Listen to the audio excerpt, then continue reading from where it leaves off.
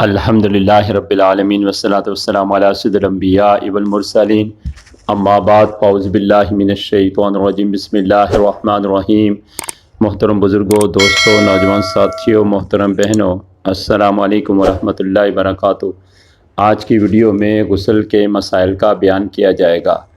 حضرت علی رضی اللہ تعالی عنہ سے روایت ہے کہ اللہ کے نبی صلی اللہ تعالی وسلم نے ارشاد فرمایا، جو غسل جنابت میں ایک بال کی جگہ بے دھوئے چھوڑ دے گا تو اس کے ساتھ آگ سے ایسا ایسا کیا جائے گا، یعنی عذاب دیا جائے گا۔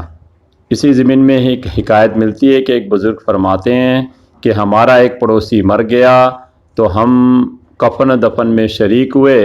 جب اس کی قبر کھودی گئی تو اس میں بلے کی مثل ایک جانور موجود تھا۔ ہم نے اس کو مارا، وہ نہ ہٹا، چنانچہ دوسری قبر کھودی گئی تو اس میں بھی وہی بلہ موجود تھا۔ اس کے ساتھ بھی وہی کیا گیا جو پہلے کے ساتھ کیا گیا تھا، لیکن وہ اپنی جگہ سے نہ ہلا۔ اس کے بعد تیسری قبر کھودی گئی تو اس میں بھی یہی معاملہ ہوا۔ آخر لوگوں نے مشورہ دیا کہ اب اس کو اسی قبر میں دفن کر دو۔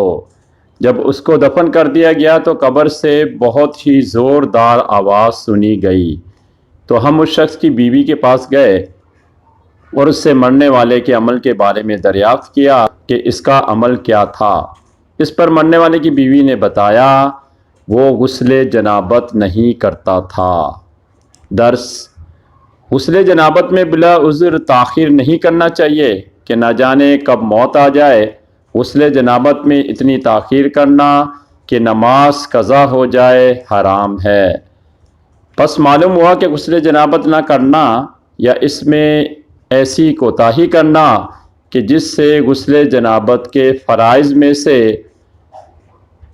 کسی ایک میں بھی بال برابر کمی رہ جائے تو یہ گناہ و عذاب کا باعث بن جاتا ہے۔ غسل کن چیزوں سے فرض ہوتا ہے؟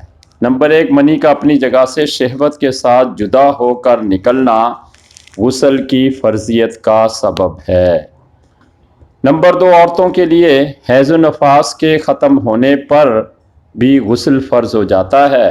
نمبر 3، احتلام یعنی سوتے سے اٹھے اور بدن یا کپڑے پر تری پائی اور اس تری کے مزی یا منی ہونے کا یقین یا احتمال ہو تو غسل واجب ہے، اگرچہ خواب یاد نہ ہو، اور اگر یقین ہے کہ یہ نہ منی ہے نہ مزی بلکہ پسینہ یا پیشاب وغیرہ ہے تو اگرچہ احتلام یاد ہو اور لذت انزال خیال میں ہو، غسل واجب نہیں۔ نمبر 4، اگر منی نہ ہونے پر یقین ہے اور مزی کا شک ہے تو اگر خواب میں احتلام ہونا یاد نہیں تو غسل واجب نہیں، اگر خواب میں احتلام ہونا یاد ہے تو غسل واجب ہے۔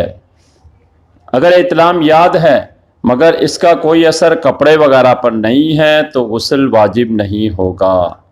نمبر 5، حفشہ یعنی مرد کے عضو تناسل کا سر عورت کے اگلے یا پچھلے مقام میں داخل کرنا مرد و عورت دونوں پر غسل کو واجب کر دیتا ہے، چاہے شہوت کے ساتھ ہو یا بغیر شہوت کے، یوں ہی انزال ہو یا نہ ہو، بشرطے دونوں بالغ ہوں، لیکن عورت کے پچھلے مقام کو استعمال کرنا سخت گناہ ہے۔ نمبر 6، اگر عورت اس پر راضی ہے تو وہ بھی سخت گناہ گار ہے۔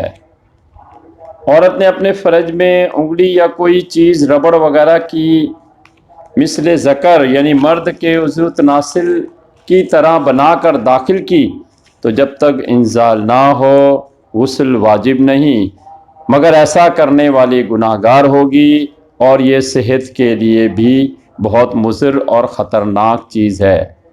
اسی طرح مردوں کا مشت زنی کرنا بھی اسی زمرے میں آتا ہے۔ نمبر 7، غسل جنابت کے بعد عورت کے بدن سے مرد کی بقیہ منی نکلی تو اس سے غسل واجب نہ ہوگا، البتہ وضو ٹوٹ جائے گا۔ نمبر 8، ماہ رمضان میں اگر جنبی ہوئے تو بہتر یہ ہے کہ قبل طلوع فجر نہا لے کہ روزے کا ہر حصہ جنابت سے خالی ہو، اور اگر نہیں نہائے تو بھی روزے میں کچھ نقصان نہیں ہوگا، مگر مناسب یہ ہے کہ کلی گرگرے کے ساتھ کرے اور ناک میں جڑ تک پانی چڑھائے کہ یہ دونوں کام طلوع فجر کے بعد نہیں ہو سکیں گے۔ البتہ اگر نہانے میں اتنی تاخیر کی کہ دن نکل آیا اور نماز فجر قضا کر دی تو یہ اور دنوں میں بھی گناہ ہے اور ماہ رمضان میں اور زیادہ گناہ کا سبب ہوگا۔ لہٰذا جب غسل واجب ہو جائے تو نہانے میں تاخیر نہ کرے، کیونکہ حدیث پاک میں آتا ہے کہ جس گھر میں جنبی ہو، یعنی وہ شخص کہ جس پر غسل فرض ہو، جس بھی گھر میں ہوگا، اس میں رحمت کے فرشتے نہیں آئیں گے۔ نمبر 9، اگر نہانے میں اتنی دیر کر دی کہ نماز کا وقت آخر آ گیا تو اب فوراً نہانا فرض ہے۔ اب اگر تاخیر کریں گے تو گناہ گار ہوں گے۔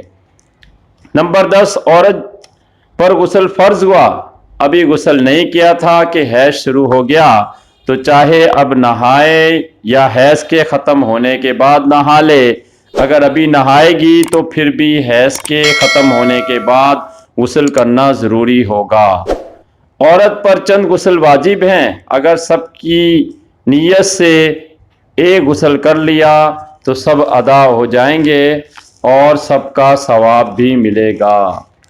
عورت کو نہانے یا وضو کے لیے پانی مول یعنی رقم کا لینا پڑے تو اس کی قیمت شوہر کے ذمے ہے، بشرطے کہ غسل و وضو واجب ہو یا بدن سے میل دور کرنے کے لیے ہو۔ اللہ تعالیٰ عز و جل سے دعا ہے کہ سب خواتین و حضرات کو ان مسائل کو سمجھنے کی اور اس پر عمل کرنے کی توفیق عطا فرمائے۔ آمین بجاہ النبی الامین صلی اللہ تعالیٰ علیہ وسلم۔ وما علینا الا البلاغ۔